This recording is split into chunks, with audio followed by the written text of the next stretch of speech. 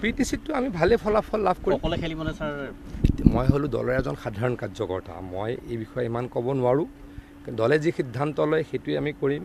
আমি এতিয়ালৈকে UPPLৰ লগতো একেলগে আছোঁ, গতিকে আমাৰ যদি ক'ৰবাত ইলেকশ্যনো খেলিব লাগে আমি বন্ধুত্বপূৰ্ণ ইলেকশ্যন খেলিম, আমি সকলো একেলগে থাকিব লাগিব, মই সেইটো কথাই জানো। দীপেন বড়ো বিজেপিত জইন কৰাৰ সম্ভাৱনা আছে এতিয়ালৈকে নাজানো। মই ভাবোঁ যে এটা কথাটো ঠিক যে BTCত উন্নতি যথেষ্ট হৈছে, BTRত উন্নতি যথেষ্ট হৈছে।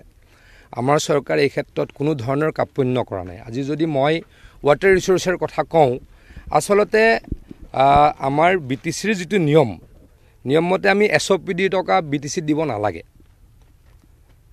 BTRত বা BTCত আমি SOPD টকা দিব নালাগে, কাৰণ তেওঁলোকে ডিৰেক্টলি SOPDৰ পৰা টকা পায়। কিন্তু মই যেতিয়া জলসম্পদ বিভাগৰ মন্ত্ৰী হ'লোঁ, তেতিয়া মই চালোঁ যে মই দেখিলোঁ যে BTRৰ জলসম্পদ বিভাগৰ বাজেট একদম কম, আৰু মই উপলব্ধি কৰিলোঁ সেইখিনি বাজেটৰে 5খন জিলাৰ বানপানী ৰক্ষা কৰিবলৈ আমাৰ কাৰণে সম্ভৱ নহয়।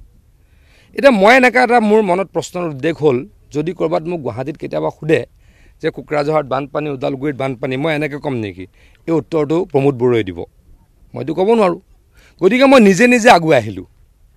মই এতিয়া আনন্দৰে ক'ম, দৃঢ়তাৰে ক'ম, প্ৰায় 500 কোটি টকা যোৱা 4 বছৰত ৱাটাৰ ৰিচোৰ্চেছ ডিপাৰ্টমেণ্টৰ পৰা BTRত দিছোঁ। ঠিক তেনেকৈ PWD ওপৰঞ্চি টকা মাননীয় মুখ্যমন্ত্ৰী ডাঙৰীয়াই BTRলৈকে দিছে। গতিকে BTRখন ফলে ফুলে জাতিষ্কাৰ হৈছে। আজি মই গুৱাহাটীৰ পৰা আহিলোঁ, ক'তো আধা কিলোমিটাৰ ৰাস্তা বেয়া নাই। যোনখিনি কাম চলি আগতে নাছিল, সেই পৰিৱেশৰ কাৰণেই নিজে ভোট দিব। এইখিনি আমাৰ আশীৰ্বাদ, সেই আশীৰ্বাদক লৈ আমি কাম কৰিম।